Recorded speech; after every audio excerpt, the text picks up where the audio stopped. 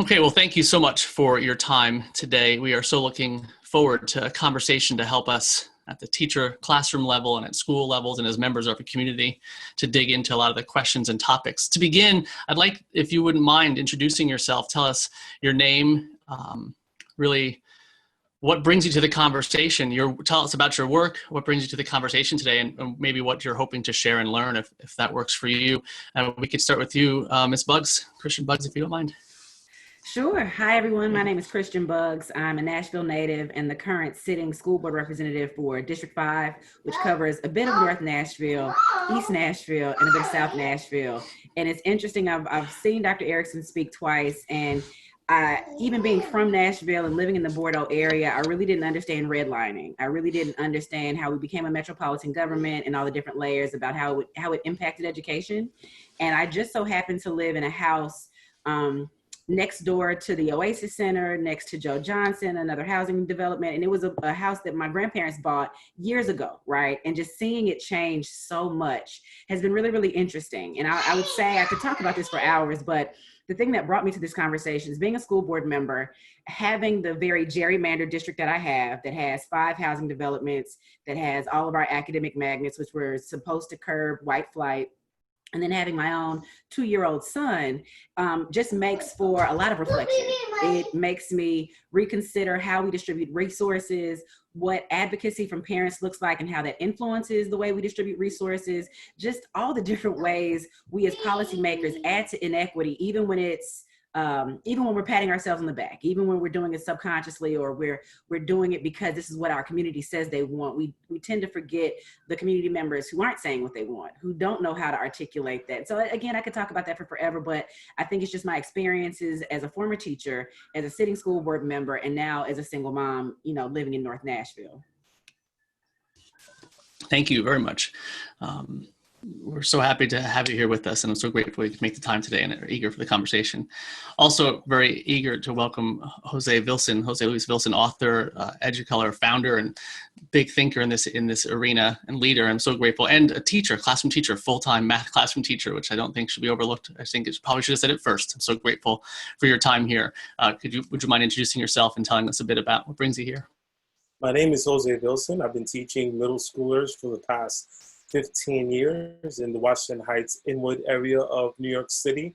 And in addition to being a writer, father, husband, I'm also the executive director of Educolor, which is an organization dedicated to race and social justice issues in education.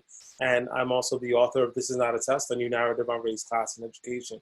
And what brings me here is mainly because we have to have the discussion about anti-racism, and we've had to have it for some time. And we're finally in the reckoning across the country where we're finally getting to the point where I believe the majority of us do have to have the conversation.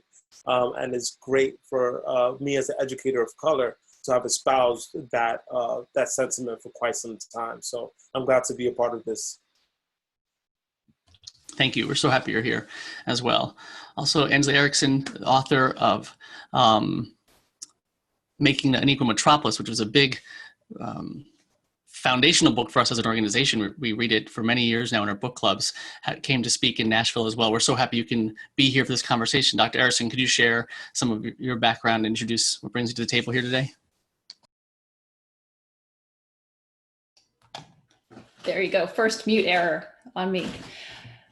It's a pleasure to be here. I'm really glad to have the chance to talk with a group of Nashville educators because one of the strange things about getting to know a place relatively deeply, right? Not as a native, not as an ongoing resident, but as a scholar, and then not being there anymore is the sense of disconnection. So I love the chance to try to connect what I got to learn about the city and with the people who are working there now.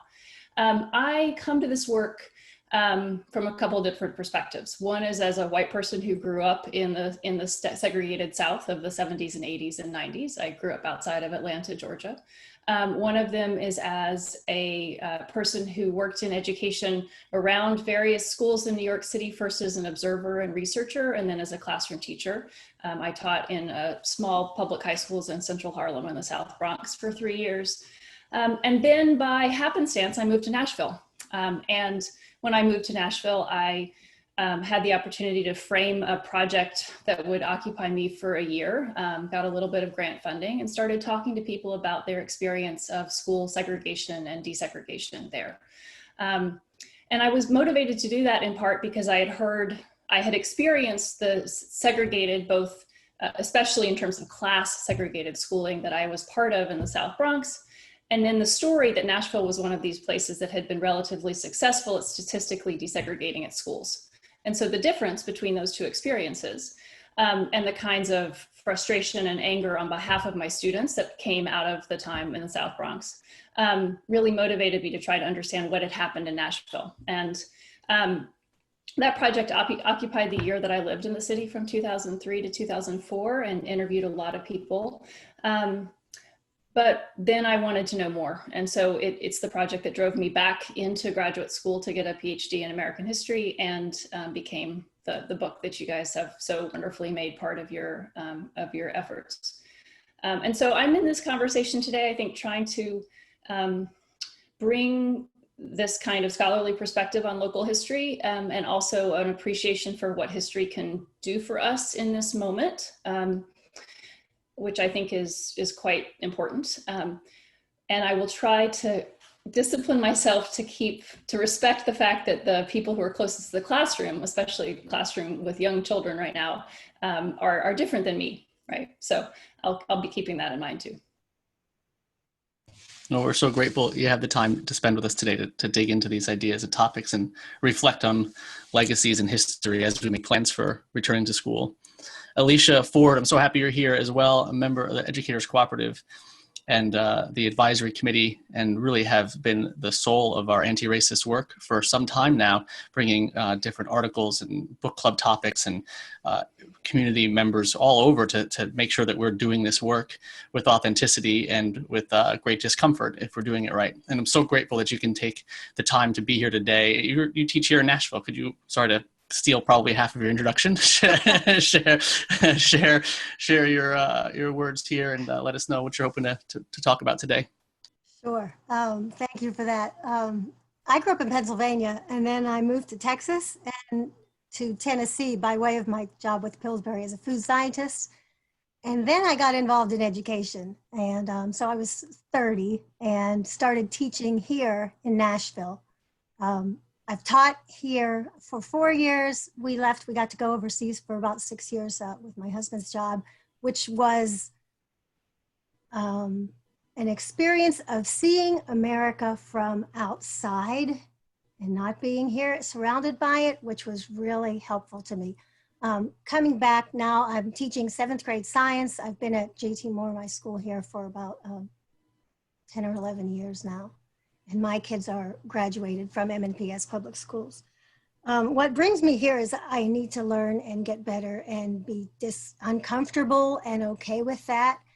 And, you know, I've done the white person thing of read all the books. I've read the books. It's time to move beyond reading the books and go out in the world and, if necessary, model how to publicly make mistakes and be corrected when I don't see something the right way.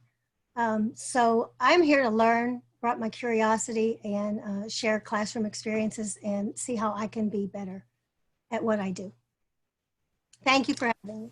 Absolutely. Thank you all for being here. We solicited questions and topics from registrants over the past couple of weeks, and I shared those with you a couple of days ago. Is there anything there among any of you that stands out as something that you read and say, oh, I hope we dig into that first, or I'd love to be able to address this topic as the way we frame how we go in? I was so grateful for the way in which those questions varied from big high-level questions about communities and how society is structured down to the nitty-gritty of what to do in my science classroom.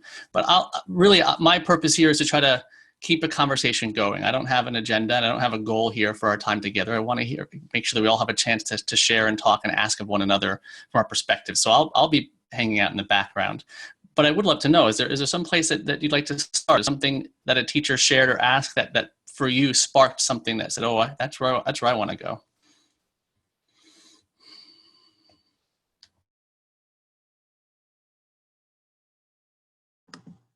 I have one. Good. Oh, I'm sorry. Go ahead. Ms. No, Ford. please go. It was something along the lines of, and I was trying to find it and couldn't, but it was something along the lines of developing an anti-racist culture.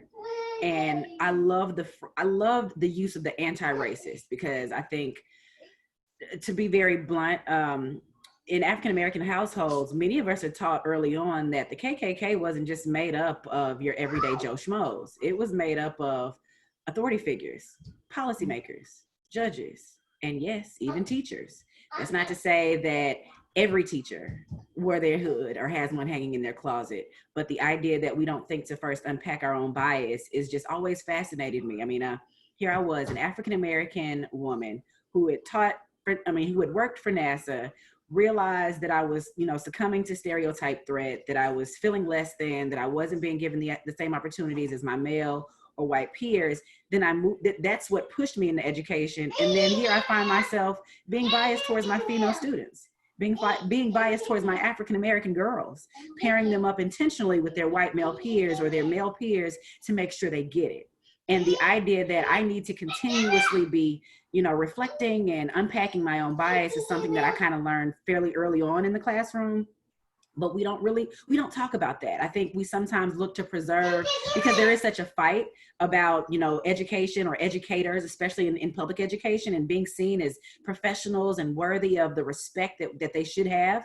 And so I think we can't seem to have that nuanced conversation and say that I want to continue to prop up educators as professional and as worthy of respect, but I also want to urge us to do better and be better, to have the hard conversations. And sometimes that doesn't just mean not being racist or not being biased. It means intentionally being anti-racist, making sure that you don't just call out and reflect on your own. But if I'm co-teaching with someone, or if I'm a math teacher and my literacy teacher is doing something that is hurtful to my students, I'm not doing the right thing by just not doing bad. I'm doing the right thing by asking her to do better, holding her accountable. So that was really interesting. And it's something that has always struck me. And it's something that as a school board, we don't talk about. We are not anti-racist. Policymakers in Nashville and in Tennessee are not anti-racist. We tend to not be able to verbalize or say the words that Black Lives Matter or anything close to it, because we're so busy trying to tell the world that we're not racist that we don't think about unpacking ourselves. So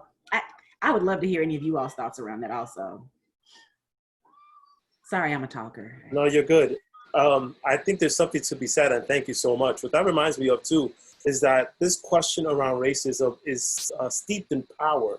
So I think so often people want to say things like, well, racism is just prejudice, and so everybody can be racist. And of course, what I would suggest is, and this goes with any number of people who I would disagree with on a scholarly level as well, is the idea that racism is just a prejudice, I guess, it belies all the things that have happened since maybe 1619 in this country, 1492 across the Western Hemisphere, where, even, and all the contemporary versions of what we would look, to any number of these things, right? So for example, people like to say, well, Black Lives Matter, great. Like that was a statement that's a resistance statement. It at least gives you a baseline for the things that actually matter to Black people. When people respond with all lives matter, and it's like, okay, so then all lives matter, show me.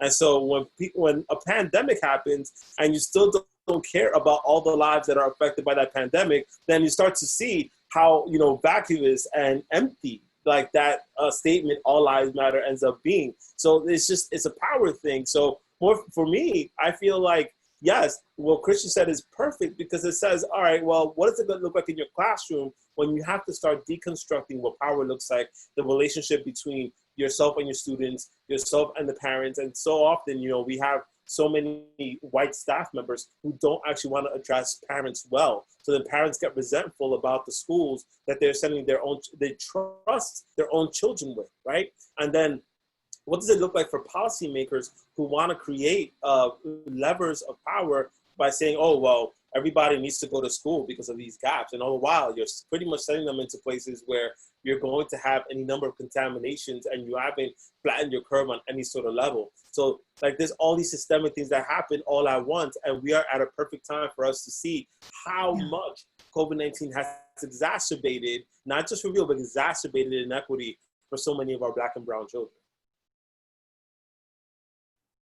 I agree completely. We are at the perfect time. To not address this now would say a whole lot, that we are unwilling or refusing to look, or just unwilling to even do the self-work or do the work.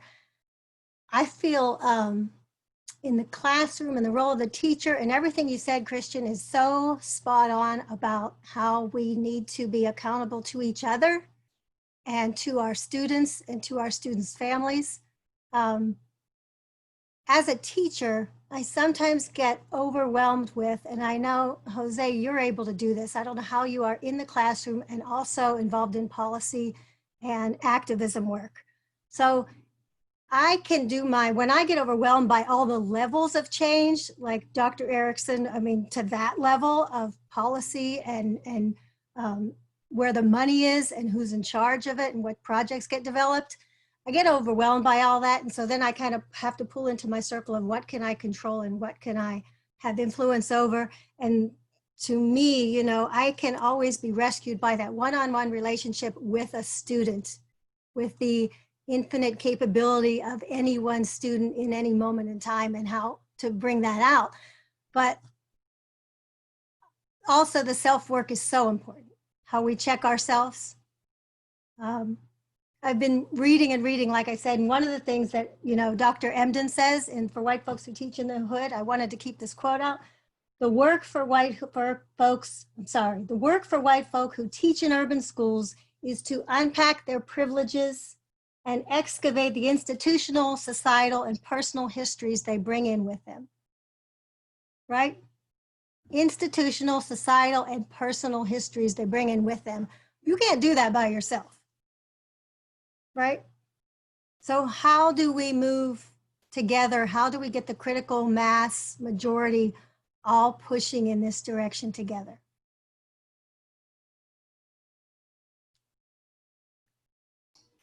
If you're really asking, oh, go ahead, Dr. Erickson. No, I want to say a couple of things in response to your great starting comments, Ms. Buggs, and then I think we can come back to Alicia's question, which I think is a really rich and important one. First, it's really, I think I want to notice that you started your comments by saying, in my family, this is what we learned about the history of the Klan, right? And part of what I think is so useful for people to hear is a reminder about where history learning has been happening, where people have been understanding, and, you know, in what spaces, especially Black Americans, have been teaching each other about a history of racism in this country for as long as racism in this country have existed, right? So I want to put it that way because I think that white educators, especially experiencing a moment of sudden awakeness, are at risk of sort of highlighting the novelty of this information for themselves, and therefore not appreciating the knowledge that children and families in their communities have had for a long time about what American racism is, about how it's been expressed, about what its consequences are for their own lives. So part of what I think is really crucial right now is figuring out how in practice to recognize the knowledge that comes into teachers' classrooms, comes into principals' offices and community meetings that is not, it is not new, right? It might be new to some people. And the question then is, what are those people going to do in their own work? And I think this is where I really appreciate your comments, Alecia. You know, what are people going to do to take stock, not just of what they're learning, but why it is that they're learning it right now? Like, why is this news, right? And, you know, I teach classes at Teachers College. I teach rooms full of future teachers, often white people and people of color together. And there are these moments often when white students will say, in response to some piece of the history of African-American education, you know, this is news to me, and they're responding to that.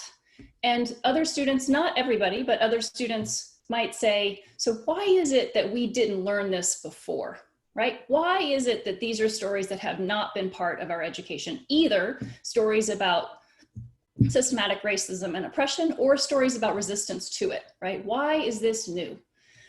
So for me, I think that's one of the orientations that I would hope to encourage teachers to have. Like, you simultaneously need to take in, especially white teachers, need to take in material that might be genuinely new to you, but you can't foreground the fact that it's new to you, right? It's not your students or your community's responsibility to deal with that previous ignorance on your part, right?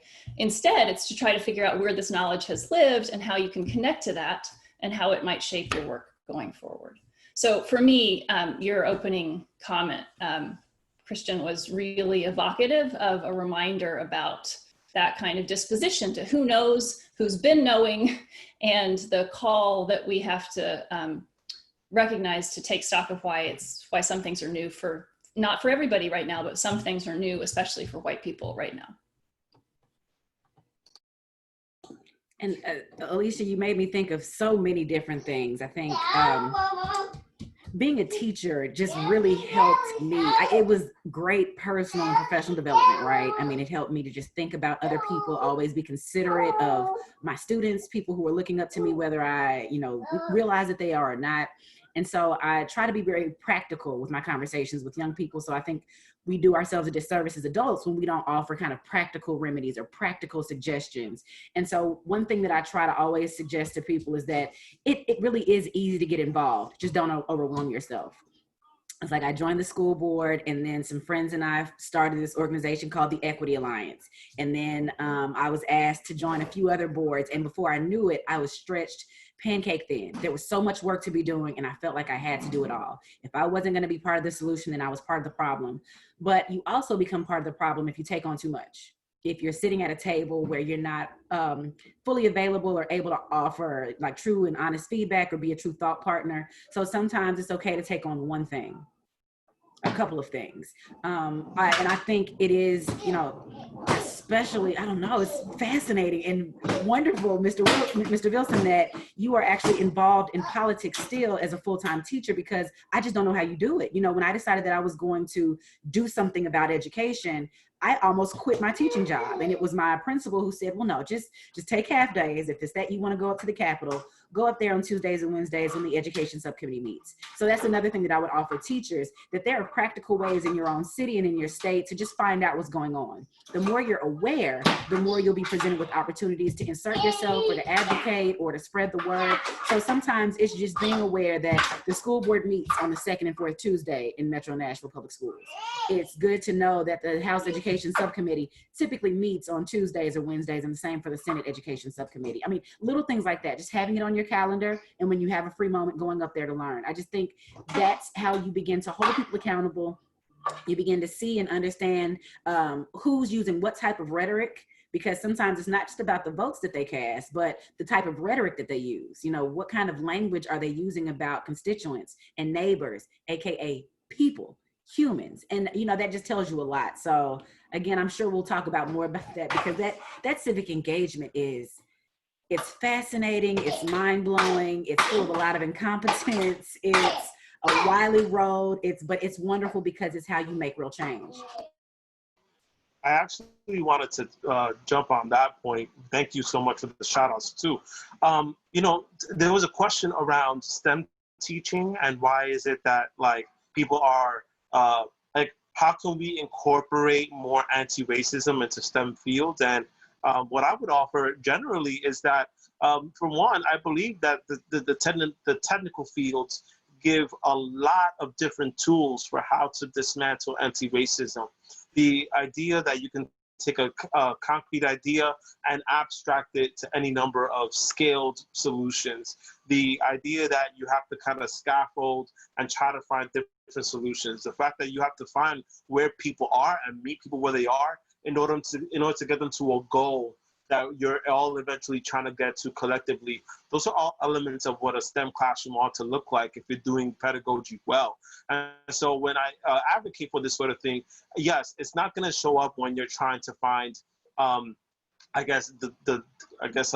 difference between two types of numbers in the early grades, or you're trying to find Riemann sum in the upper grades, or even when you're trying to find the slope in for any number of graphs or whatever have you. Those things are definitely important in terms of understanding what's happening on the news right now, for example.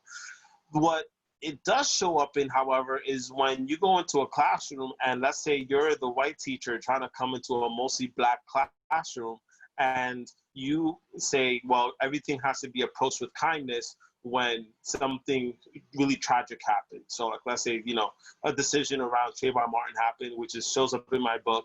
I found myself saying, all right, the standards are cool, but if anyone wants time to have a conversation around this, I will allow for that time.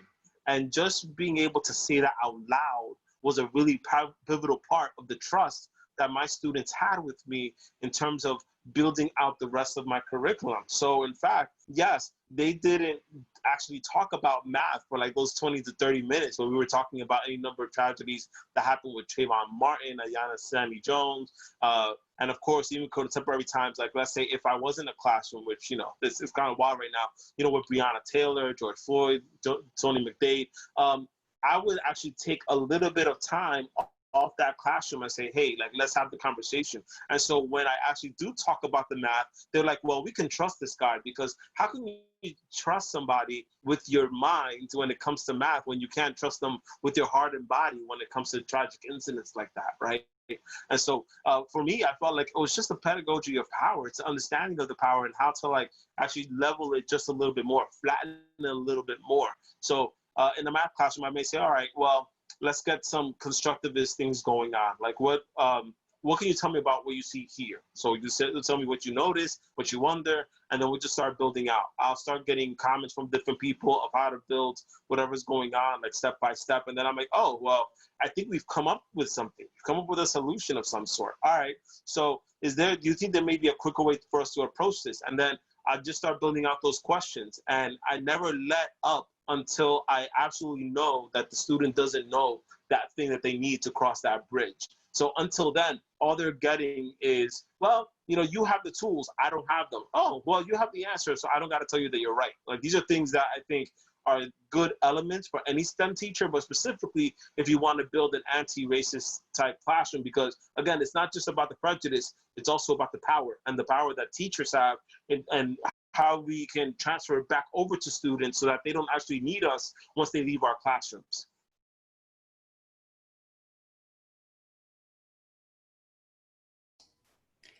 In that group of questions around, sorry. Go ahead. That group of I questions was going to say something about the STEM, but I'll come back.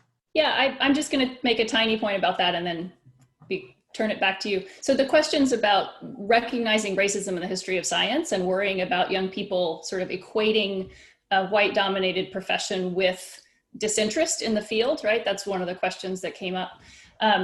There's just, because I'm here as a historian, I'm going to say there's, Nashville has a history that people should be connected to around the pioneering work of Black doctors. That, if you want to think about examples of, we can think, of course, broadly about tons of scientists and mathematicians who've also been people of African descent, and their stories should be part of the curriculum.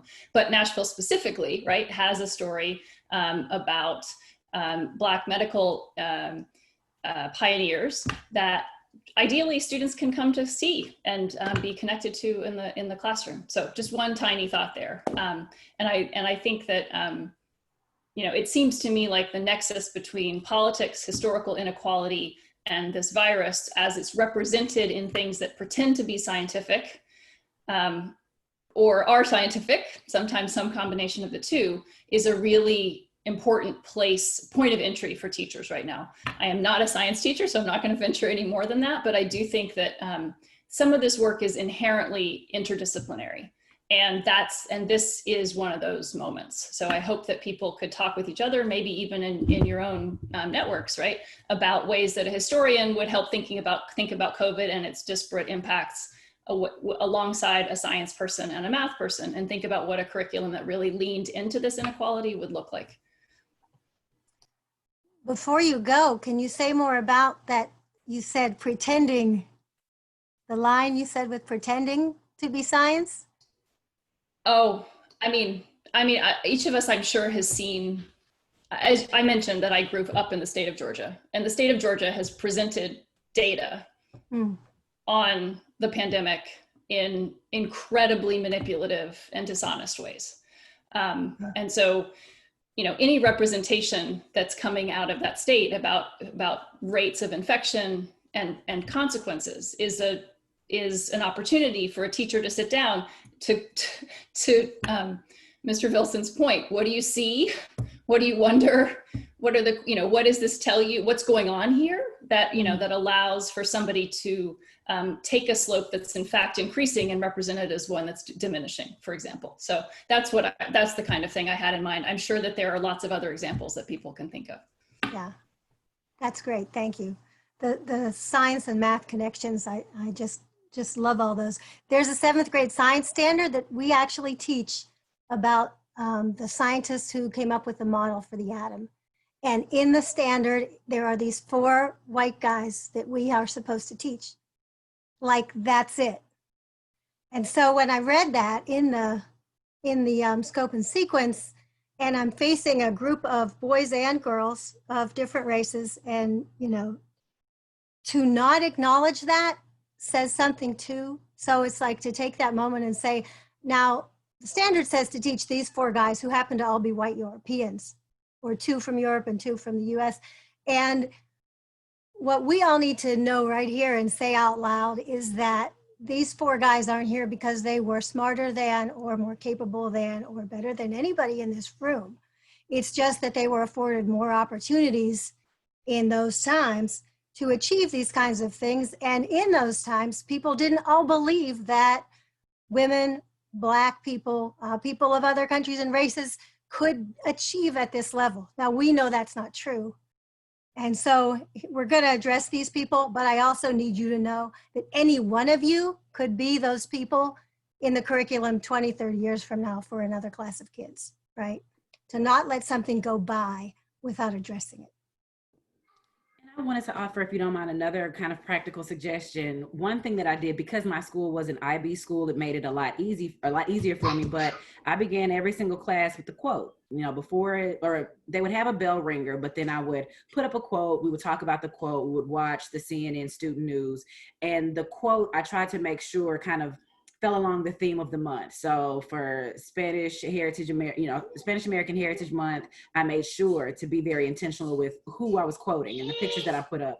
And then I just made sure that I kind of did a round robin style of the different cultures and ethnicities. And I've been able to find, of course, because I was a math teacher, you know, being able to find transgender Americans and being able to find people that all of my students could in some way connect to. That helps. I mean, just especially for a woman like me, I'm 34, I'll be 35 next month. I didn't grow up seeing a lot of women with natural hair. I didn't grow up, the few African-American women you did see tended to match a similar aesthetic, you know, either white or curly hair, very fair skin. I mean, and so I try to be very intentional now with just making sure that even if my kids don't have TVs, they're gonna see different ethnicities of people every time they come into my classroom. It's not gonna be a white woman or a white man, or even a Black woman or Black man every single day. It's going to be different. Little things like that helped. Or I remember when I was teaching systems of equations, just being intentional with the kind of word problems I developed. And, you know, if a workbook or a suggested curriculum wanted me to talk about fruits and bananas that some of my kids just didn't eat, I might interchange those with Jordans. I mean, it can sometimes be stereotypical, but I just so happen to have a classroom full of boys that wore Jordans a lot. So we made our systems of equations, you know, so I just think being a bit more innovative in those ways, just opening the lines of communication so that kids see and feel comfortable, that they're not always talking about something. Like I remember having to talk about what herringbone was, or talk about houndstooth. I mean, just things that they weren't really comfortable with. But if we could talk about cotton and wool, and I would just think denim, just making those connections for them so that they didn't feel so disconnected from the lesson goes a long way, especially with little people. And that sounds a lot like each different perspective, the way in which we can, from many different places, from the classroom or from the school level, to kind of undermine power structures, right? Like we're kind of being given a thing and say, hey, do this. And either you can and just make sure that the status quo stays reinforced and do exactly what it said, or I'm not going to teach for 20 to 30 minutes to discuss a heartache, a tragedy, a trauma in my community so we can discuss. Or no, I'm not going to read this as it's read because that's only reinforces a power structure. And I'd love to get some thoughts on not only kind of what history can teach us about that interface between powerless and powerful, but also like the shifting dynamic of culture regarding like we name what we prioritize, right? When I've been teaching now about 13 years, and when I first started teaching, the idea of a data wall would have been pretty wild, like posting up everyone's test scores on a giant bulletin board, and we'll anonymize them, and right, but that does reinforce, immediately in that space, test outcomes are of value in this culture, and the way in which we'll talk about things, we're going to have to strip away kind of a concern about that or how uncomfortable that might be at first because we name that we value this, and then we put it everywhere we look, and then we all kind of chip away at it.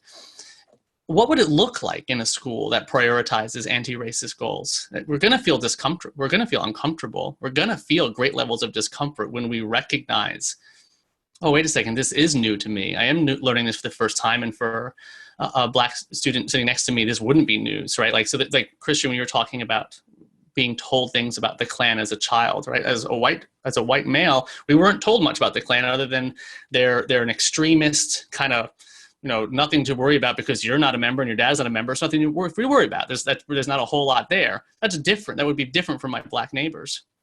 And so this notion of, shifting a culture into a space where we can name our errors and say, yeah, I do need help in this arena, and it doesn't feel good to say so. I think we're all getting better at that around a power structure that says test scores are the end all and be all. I need help in this area, and so we reinforce all that. What might that look like? What does history say about the culture creation, or the creation of things that are kind of, that intersection you described earlier of the political, of inequality, of the virus and power? That intersection could trend towards a shifting of school culture, or at least classroom culture, because it sounds like we have all devised ways to carve out spaces for a shifting classroom culture, even though we're in school cultures that maybe not so ready for this sort of shift. What does it look like if it's scaled up to school or community? Or what sorts of ideas might we have? Or I think, Jose, in your experience as an advocate, as an activist, as someone who's politically active, what lessons from that arena apply to your school, and what lessons don't, and say, look, you have to teach, and you also have to get out into the streets or into the halls, or get to Tuesdays and Wednesdays education committee meetings, or what lives in that intersection? I'm glad you asked. Thank you for all that. So something that I keep in mind whenever I am advocating, whether it be like in a place where, I'm in the classroom, I'm in a policy space, is that we have to find more and more ways for us to have a streamline between those who get to make decisions about classrooms and those who are actually in classrooms. We're one of the few professions where we don't actually have that streamline, where people say, well, what happens in the classroom is necessarily going to affect what happens in policy offices and vice versa. If anything, everything happens, it seems anyway, from the policymakers up on down. And so something I like to think about is, all right, so what are some very quick things we can start affecting now? Number one is that we can assure that, yes, we do have more, demographic representation amongst our teaching corps. Right now, we're at a point where we are, I believe, 82% white as teaching staff. And amongst those, I believe it's 75% white women. And so it kind of belies, the fact that, too, like, all the folks who often talk about equity and anti-racism have often been like the Black women and the Black men who kind of stayed behind, any number of Latinx folks who, let's say on the West Coast, any number of places where, their schools are more likely to be shut down, turned over, charterized, etc. So those are things that are worth keeping in mind.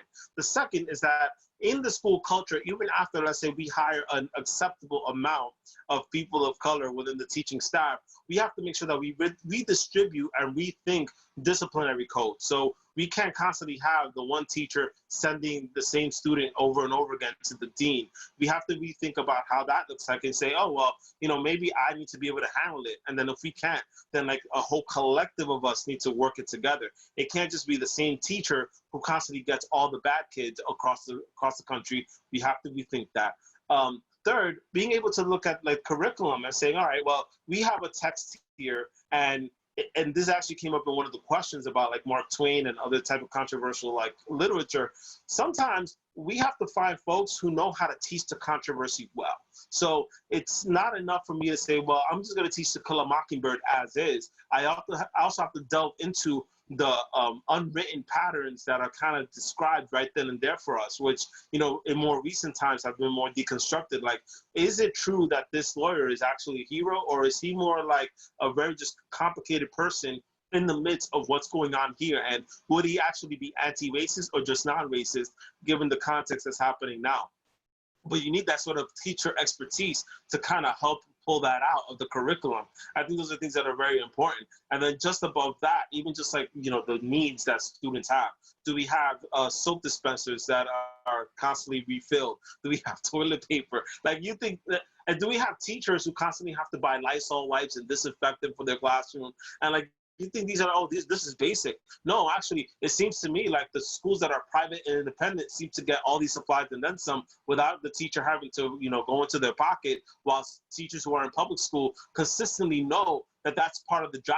And that's a policy decision. That is a policy failure on all of us, right? And then, you know, pushing right back up too, like thinking about who gets hired to be a principal. Are these folks who are hired to be principals actual teachers of teachers? Are they thinking of themselves in that sense? Or are they just people who, you know, they just got lucky because they were able to network well and they took an exam and they have an alpha type personality, right? Like, maybe we need to rethink what it means to be a principal, what it means to be a policymaker for education, what it means to be the U.S. Secretary of Education. And there are levels to this stuff that we need to rethink when it comes to education. You know, anti-racism, again, for me, plays out when you look at the most vulnerable and marginalized children in our country, whether they are children at the border, children who are more likely to be homeless, children who are most affected by the exacerbation of, I guess, you know, economic inequality. Like, those are the things that we start to like look at and then say, all right, how are our classrooms and our schools going to better reflect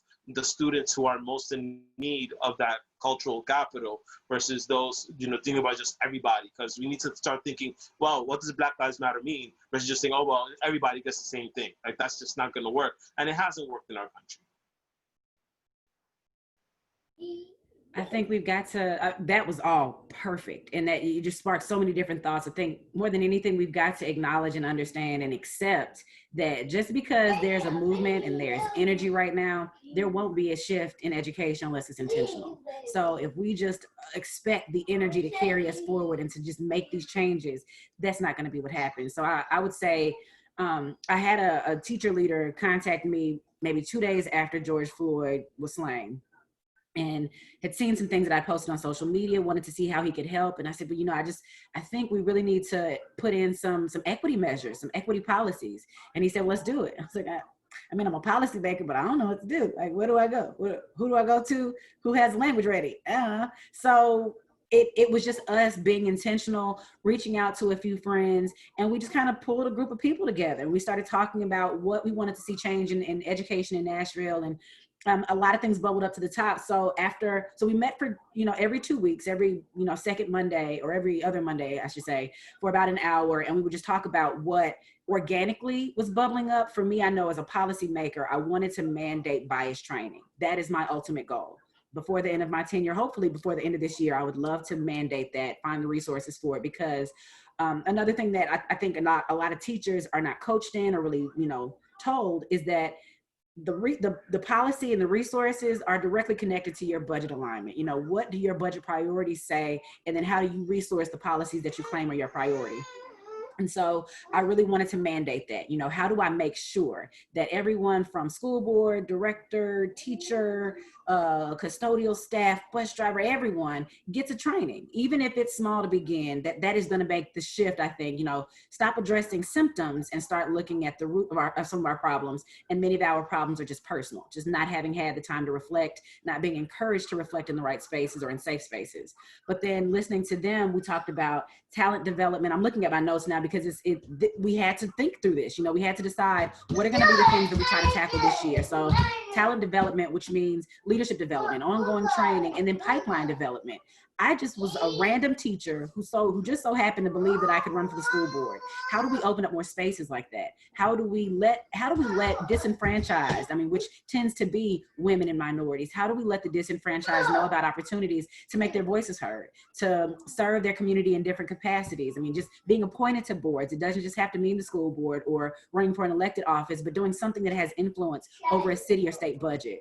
Then we talk about the curriculum review. So, we're on a 6-year cycle in Tennessee where every 6 years, so this year was an ELA adoption year, next year will be CTE, the year after that will be math, and then social studies and so on and so forth. Well, we need to develop a process and a protocol to make sure that one of the standards that slipped through this past year in social studies was that the KKK was a vigilante group.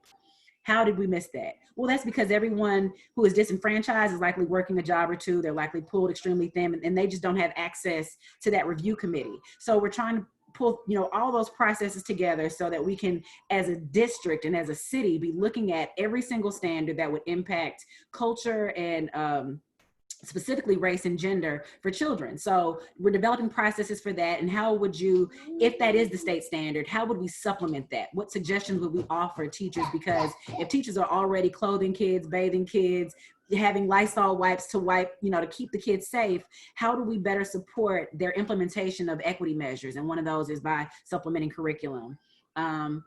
So and then of course, community engagement. How do we increase marketing and community engagement when the city and state have told us that, a communications department for MNPS is not one of their priorities? It doesn't matter as much to them that we get out the good stories. So we need to be able to supplement that as a community. So a lot of information, but I say all that to say it's sometimes just as easy as getting your friends together, talking through what the changes are that you want to see, and then working with a person who has the power to implement that or to move it forward and see what you can do. So, for us, it's just, it's literally some of my old teacher friends. I still struggle to see myself as a politician, but I understand that I am. So I use my teacher friends, my, classmates, other teacher leaders or other education leaders that I know around the city. We got together, we continue to add to this group, and we're just spreading the policy language around, and we'll be doing, kind of a listening tour around it. So the big point that I want to drive home is that this energy will fizzle out if we don't capitalize on it.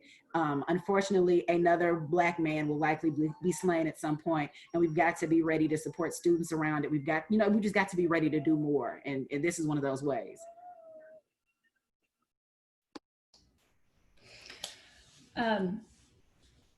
I'm thinking about something I learned from Judge Dinkins, who was a civil rights advocate and a key figure in moving the Nashville desegregation case forward from the 1970s through the 1990s, and now he's sitting on the bench in Nashville.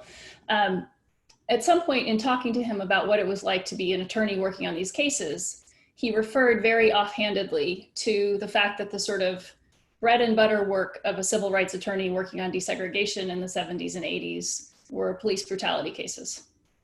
So what he was saying, right, was that in his own practice as an advocate, there was a simultaneous attention to policing and to educational inequality. And I'm saying this right now, I think in response to your comment, Ms. Buggs, that nothing's gonna happen. If you think about how long these inequalities and this racism has shaped lives in places like Nashville, that it is entirely misguided to think that unless there is sustained effort, something is going to suddenly change for the better just because of one sort of incredibly potent and important, but yet still relatively short time frame moment of attention, right? So that sense of needing to build a movement for the long haul is one of the things that I take from thinking about his story working on Nashville's only half, right, of Nashville's 45-year-long desegregation case. But still only half is 25 years of a project. So that's both humbling, but also hopefully sort of galvanizing, right? That this is, that there is a longer struggle that teachers and parents and children, I think, can see themselves to be joining their voices to. I also think, to come back to your question, your initial question, Greg, about relationships between sort of protest and power in this context, I think that, not surprisingly, I think there's a tremendous amount to be learned from what parents and children and teachers historically have said about what is wrong with their schools and what needs to change. And fortunately, those are voices that we can listen to if we just choose to listen to them, right? So, you know, there's a very strong book by a scholar named Sonia Ramsey who wrote about Black teachers in Nashville over 100 years. And if you read that book to say, okay, so what did Black teachers understand about the shape of education in the city, and what did they want for their children, and how did they pursue it? That's a useful text for people working today, right? They were working in an entirely hostile climate in many respects, but also they had figured out how to develop alliances with each other and within their own networks to sustain them and to articulate the kind of vision that they wanted for children in their communities. And similarly, young people are, you know, live critics of their schools all the time, and they have been historically, right? So listening to them today and listening to their voices historically can be really valuable. I don't know of any deep research on the history of student protest around education in Nashville. It's certainly not a key theme of my work, but but those voices are well documented in other places.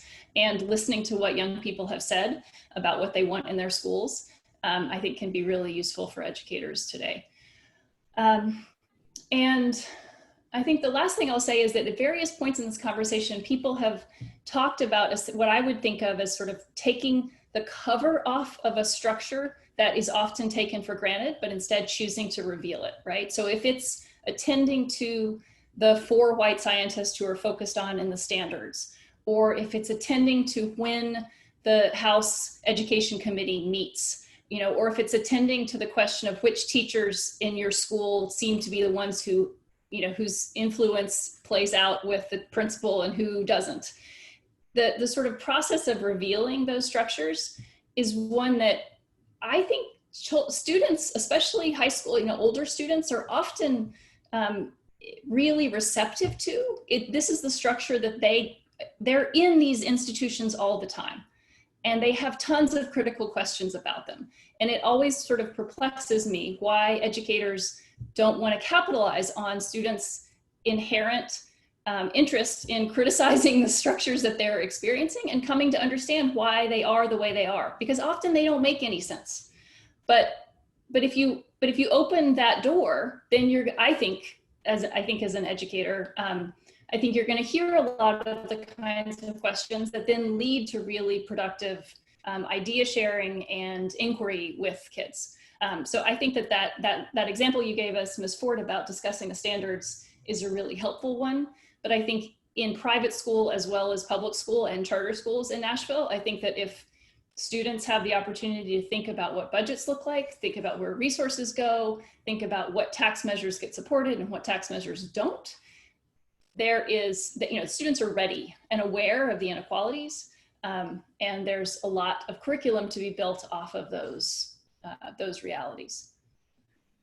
You said such a mouthful there, Dr. Erickson. I mean, even just talking about the rich healthcare history, you know, of Meharry and General Hospital in Nashville. And when you talk about Fisk and American Baptist College, where a lot of the sit-ins began, which were kind of pivotal turning points for the civil rights movement.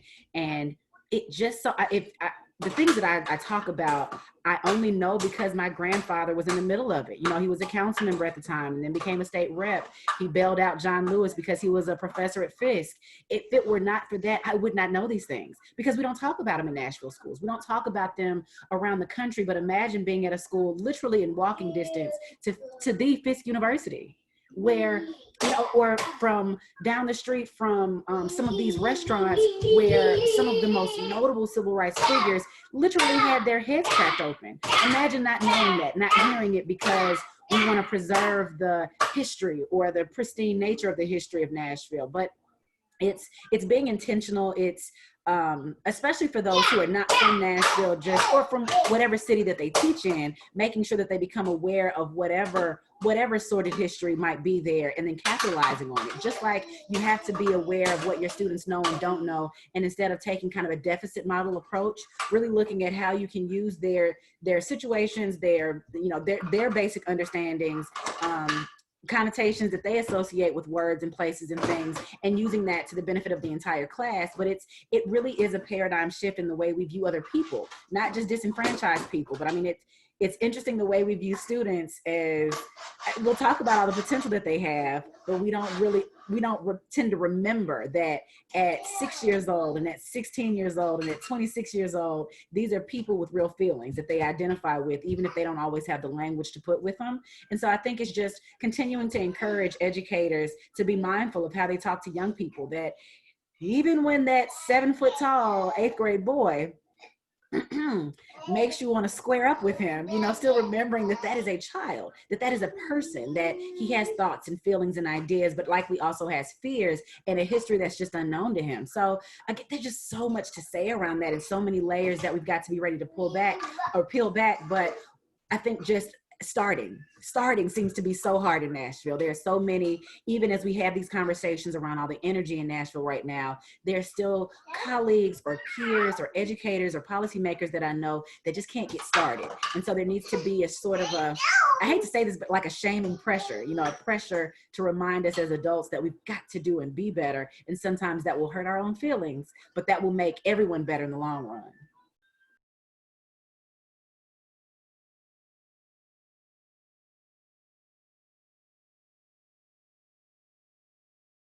I'll talk some more if you want me to, because some of these questions, I found the document and I'm just like, I do love that teachers are questioning themselves. And I think we are finally at least beginning to get away from the shame of calling out race. It's the most annoying thing in the world when a fellow teacher is trying to describe a child to you and they don't tell you their race.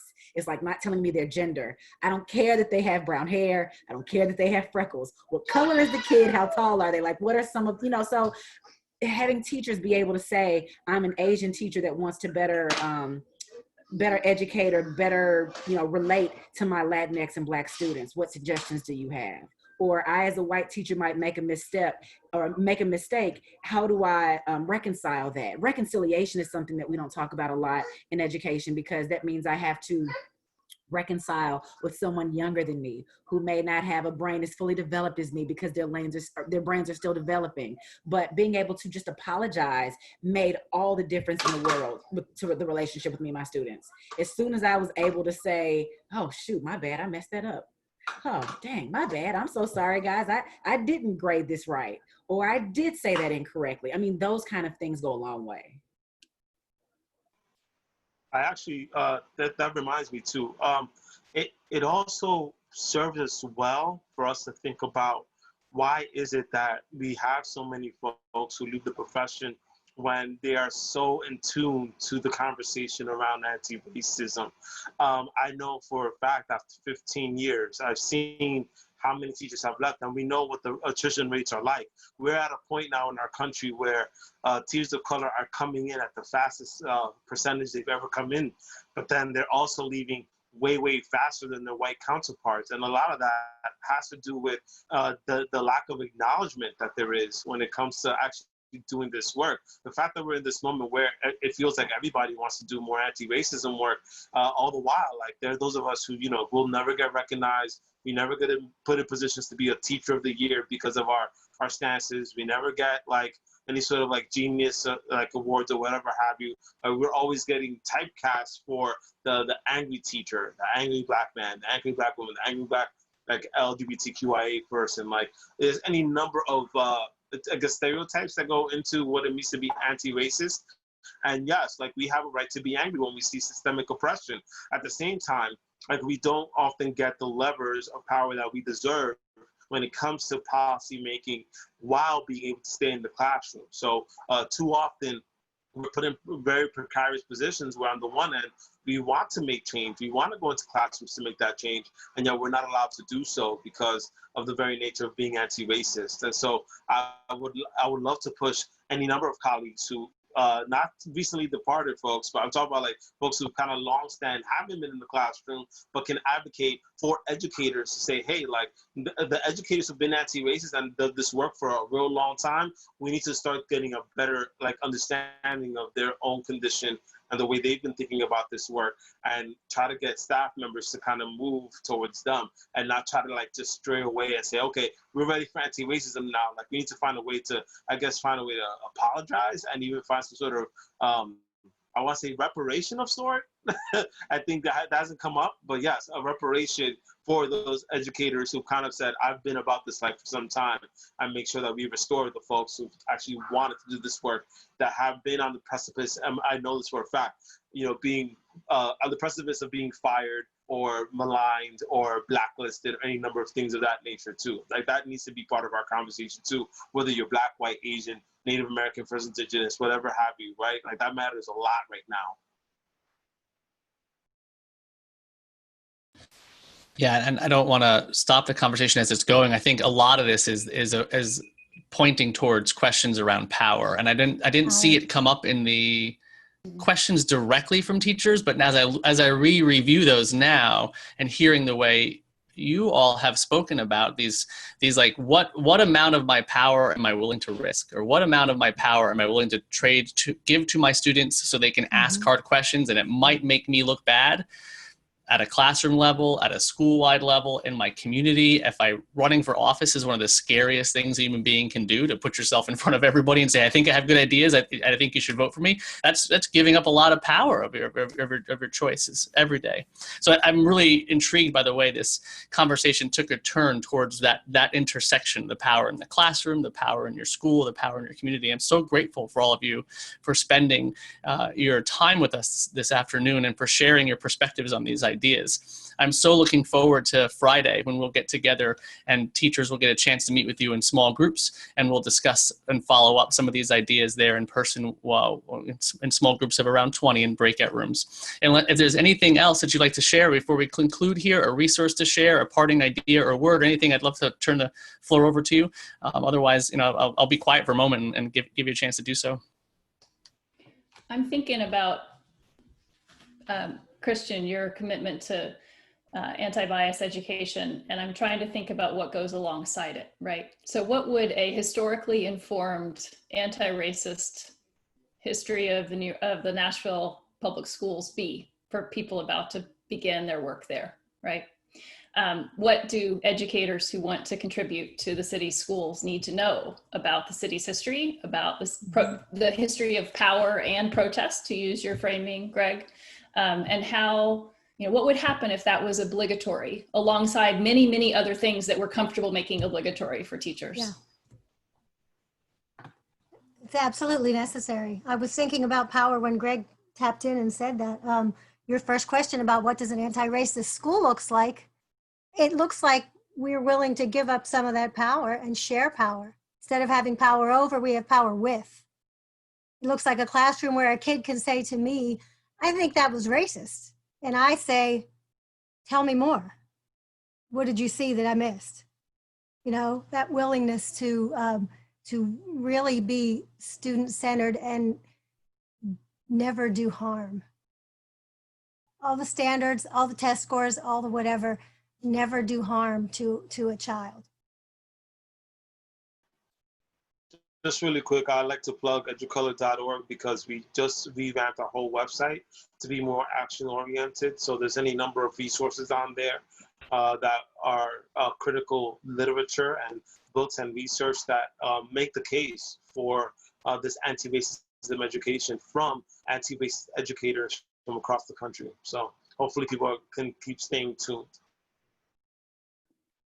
If I had to leave with some parting thoughts, I would say two things. One is commit to doing something for yourself, about yourself. Commit to doing something in some way, whether it be therapy or reading books or engaging peers or colleagues that you typically hadn't, to tap into their expertise, or just commit to unpacking your own bias. Yeah, we'll watch Mickey Mouse Pumpkin. But the other thing I would say is be mindful of your time, talent, and treasure. Determine if there's just one way that you can give up one of those, in your school, in your city, in a way that deconstructs or de-emphasizes racist, standings. Whether it be you donating your time by going to be a lunch buddy at one of our under-resourced schools, or it's making a donation to an organization, right? the Equity Alliance or Gideon's Army or the Tennessee Educators of Color Alliance.